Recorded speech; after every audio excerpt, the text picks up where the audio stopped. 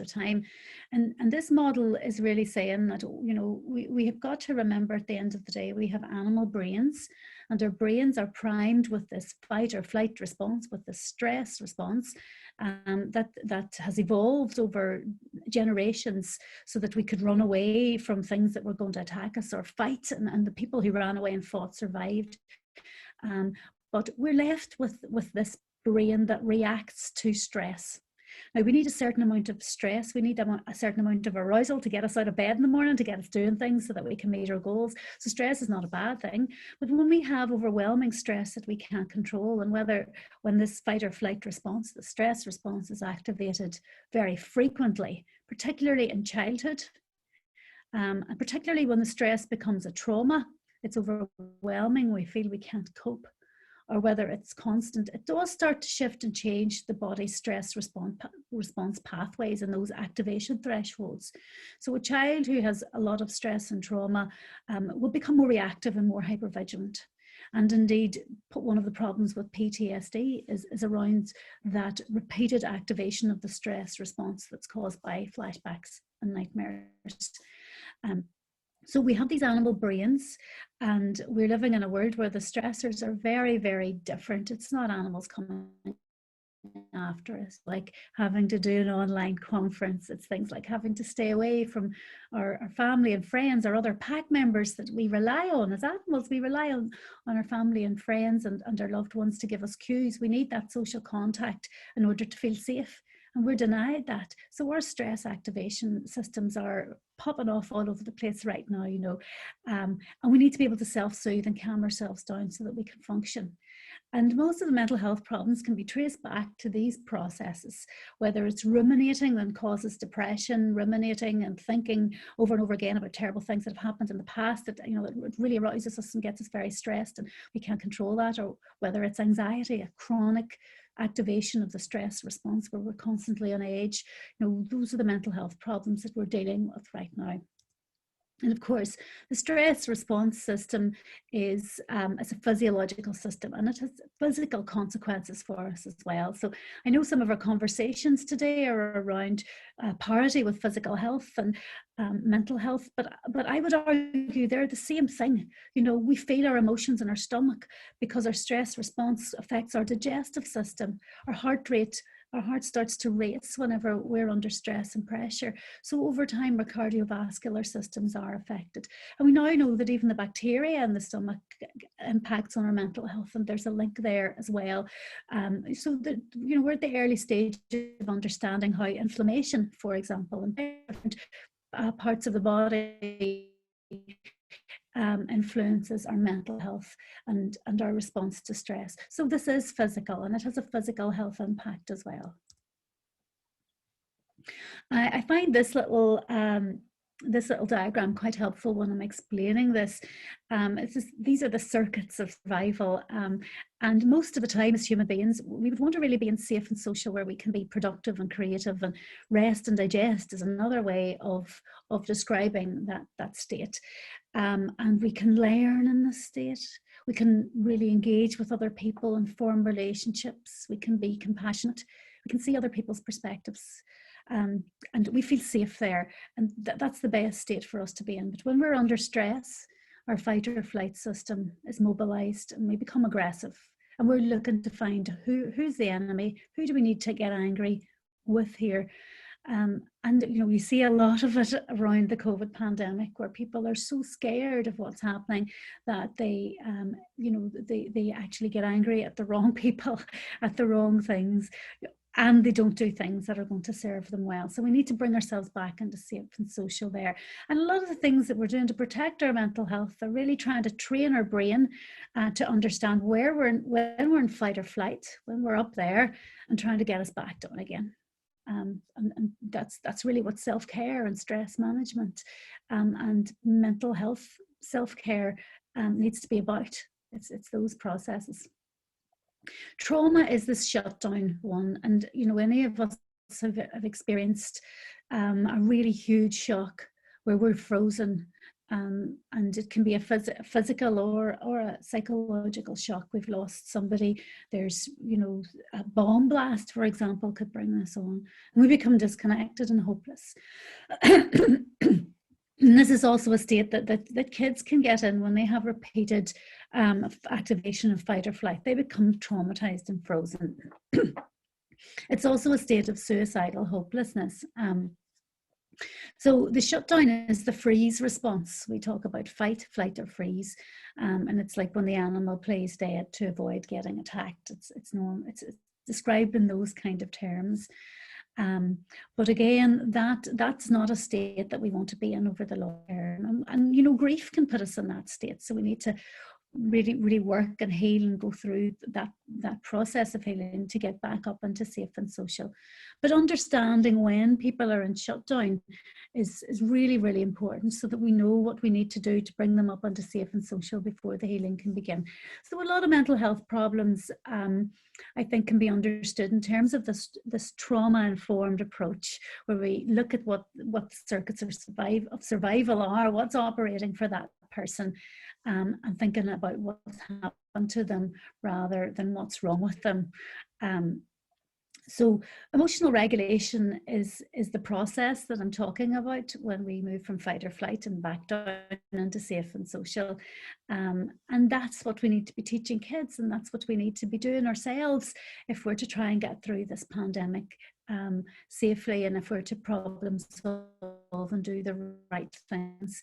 So the main point again of this is that repeated trauma, repeated stress can mess up these systems, and people get stuck in fight or flight, which is anxiety, or shutdown. And over a period of time, that can have the features of depression as well. So the emotional regulation and the recalibration of the thresholds for each stage is what we're doing when we're treating mental health problems according to a trauma-informed approach. So this little slide is about PTSD, and it is relevant because of the extent of trauma in our population and the impact of trauma on mental health. And PTSD is characterized by 3 sets of symptoms. The first one is flashbacks and nightmares.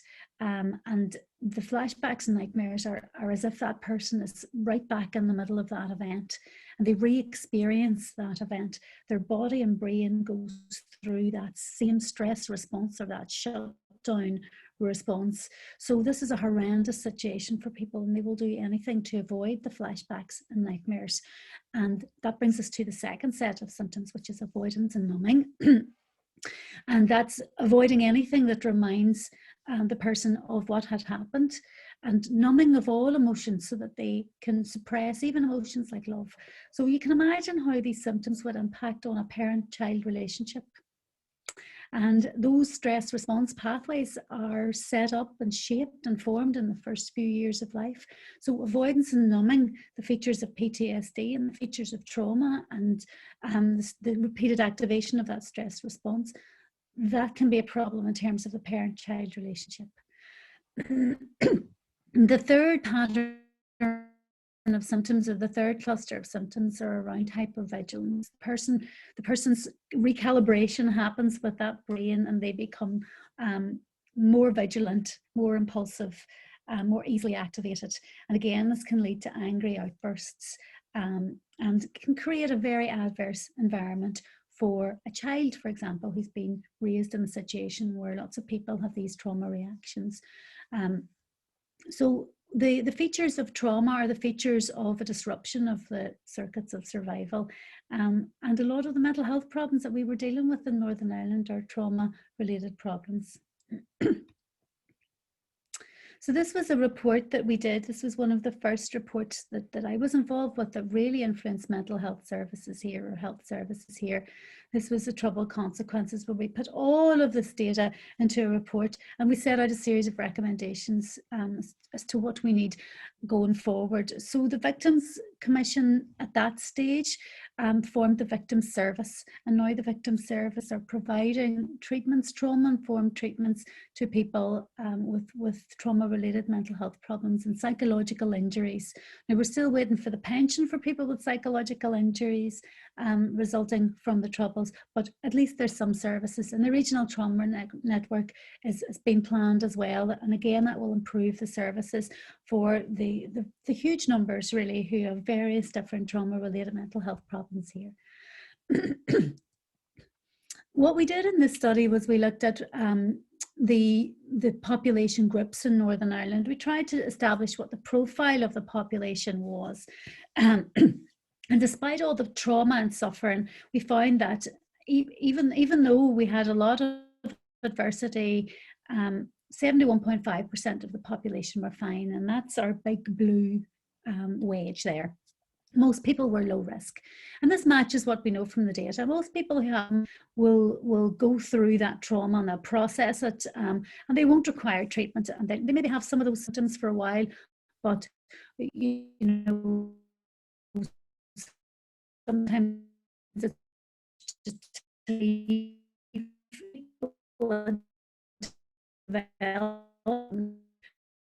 the long run.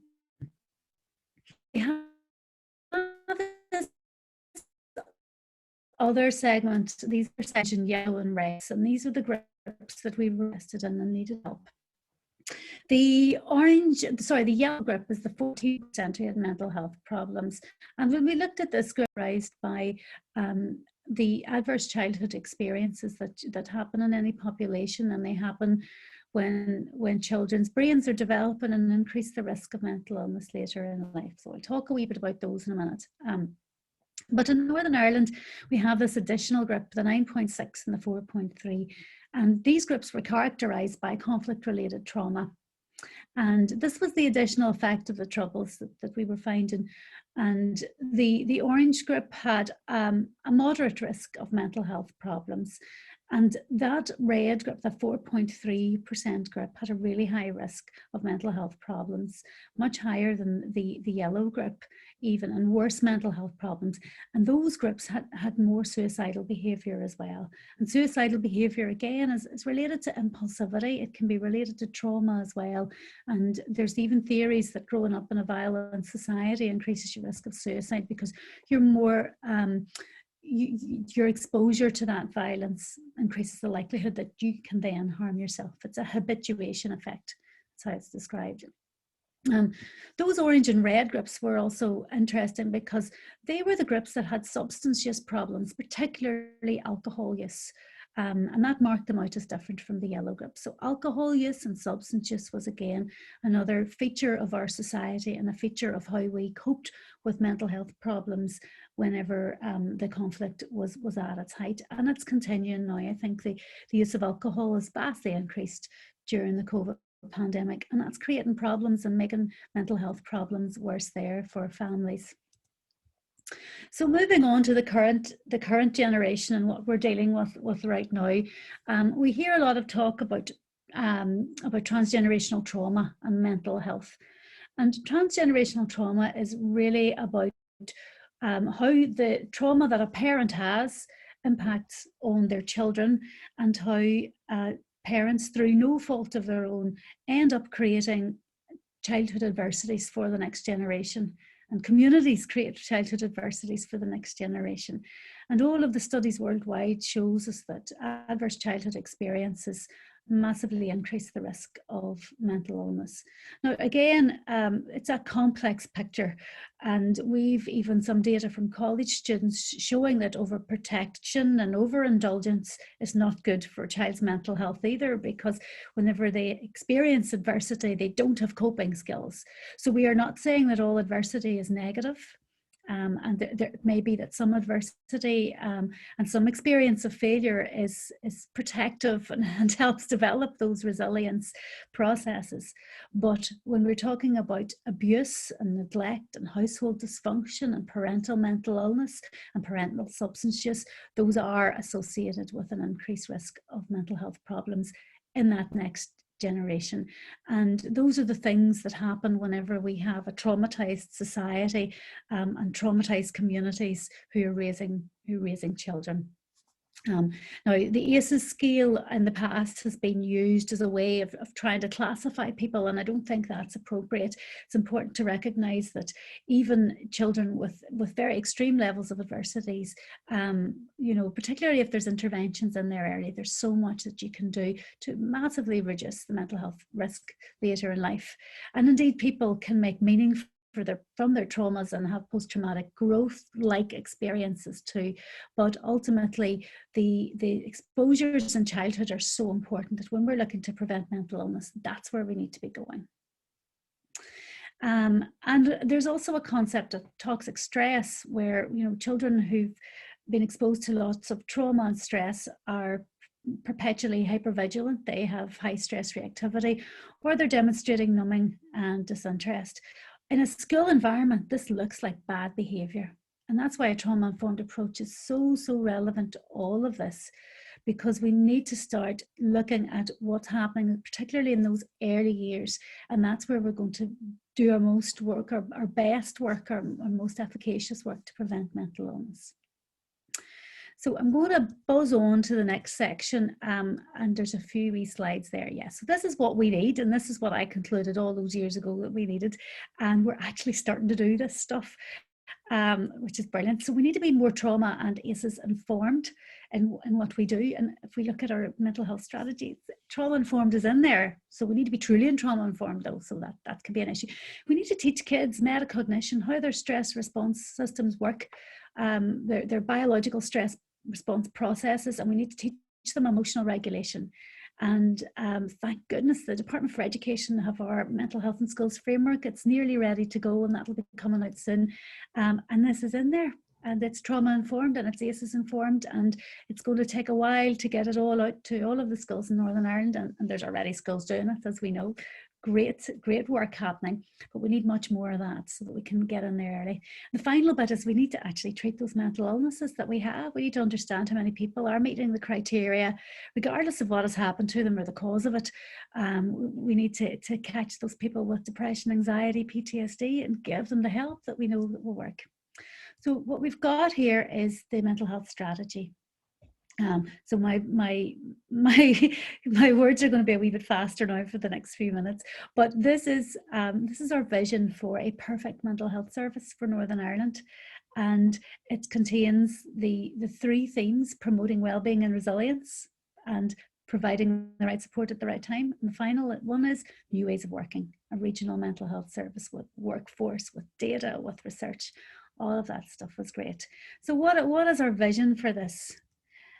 This is for a world-leading service. You know, when you're thinking about the house that you want to build, you're going to make it really good, and it's got to be perfect. And this is the design for the perfect house. We may not be able to build all of the rooms at once, but we need to have the plans in place so that we can get the structures right. So that's what it is. So please put aside those ideas of, you know, will there be money for this? We don't know. There'll be money for parts of it. Which parts do we need to prioritize? And let's vote for political parties who are going to give us money for all of it. So the vision is for a world-leading service. We want to promote recovery. We don't want to deliver care. This has got to be about promoting recovery.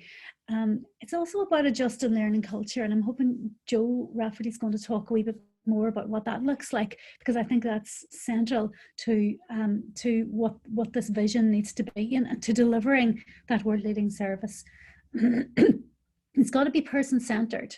You know, we can't be saying to people, you don't fit into the criteria for the service, so go away. You know, we need no wrong door, whether that's coming to the GP or phoning a helpline even, or a child in school. You know, we need to be able to meet their needs at their point of need, and it needs to be trauma informed, and that needs to be embedded right through this mental health service, from the environment that we deliver care, so that we don't stigmatize people, that people get compassionate engagement right from when they land at reception for their appointment. And if they need help getting to that appointment, we need to understand that sometimes people can have chaotic lives. You know, that's what trauma informed really looks like. So we need to embed that through it. This is going to be tricky to get there, but we've got to have the vision right, and that's why the strategy at the minute is out for consultation, and we're looking for your views on it. So I think I am going to leave it there. I'm going to end with the Are We campaign. Whoops, I've gone off again, sorry. I'm going to end with this. This is my, we'll get, sorry, we'll get through this together campaign that we're putting out on radio and on TV soon. And these are our messages to help people during the pandemic and looking after your mental health. It's the Take 5 Steps to Wellbeing, but it's all about operating on those circuits of survival so that we can be in safe and social most of the time, and we can prevent the development of mental health problems. So go to covidwellbeingni.info for more information on this, and also for information on all the mental health services that are available right now and the services for people during this pandemic. And please, please have a look at our mental health strategy and let us know your views on that strategy, because we've got to get this right. It's just such a unique opportunity, and it's going to direct everything for the next 10 years. So if it's not in there, you know, you would be concerned that it might not happen. So thank you for that. And we've left a few minutes for some questions, hopefully. Okay, super. Thanks so much. And it was a bit of a whistle-stop tour. Yeah. Yeah, I think I should be able to share my screen now, and then we can have a wee look at some questions. As Siobhan was saying, the mental health strategy is draft. I think it's 2021 to 2027. But if you go on, if you Google it, you can submit feedback, which I think is really important. And if you have any good ideas, like please do that. And you can read in more detail. Let me see. Okay. Right, hold on. Need to find out. Oh, I'm a bit lost. Right. Okay. Main aims of the strategy.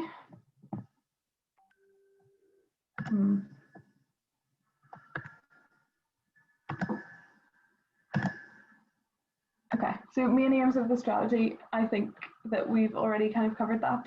I'd encourage you, if whoever asked this question, to go and have a read at it. I think it's quite comprehensive. It's about, I suppose it's important to make affirmative health strategies to tackle poverty, inequality, welfare reform, universal credit, all of those things that influence people's lives, you know. So, but it starts with early intervention and prevention, and it is about delivering a whole range of services in a joined up way, which is brilliant. So, but have a little look and see if there's something in there that you'd like to see. It's not. I can give you some clues now of what I would like to see, but I want to hear from you, because you know, you get so much more when you talk to people who are on the ground. Absolutely, and that's what this conference is about, like gathering feedback and gathering perspectives. Absolutely. Okay, how long do you think the mental health legacy of the Troubles will last?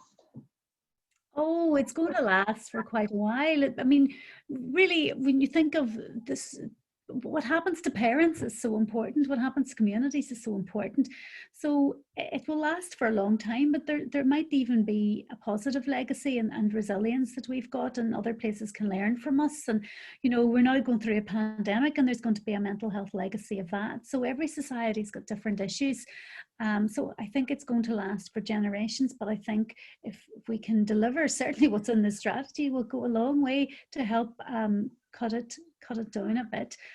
But yeah, there's always going to be issues in every population. So yeah, we can do so much to teach people and to change things there. Mm-hmm. Right, just a few more questions. I think we just have 1 minute left, and strict timekeeping is key. So how important is MDT in improving mental health services? This is really good. This is where the GP practices have mental health staff, and I think it's so important that people can access support, and then we're trying to roll that out across Northern Ireland so that all GP practices have a mental health worker there that people can go to, and to get referrals that way. So I think it's really, really important, but we need to make sure that we support those staff that are in there, and we have a model of working that works for them and that they're not overwhelmed. And we need to plan our workforce so that when we have vacancies, that we have enough staff to take up these roles, and they don't have to come from other parts of the service and leave waiting lists elsewhere. So there you go. Brilliant. Thank you so much for joining us. And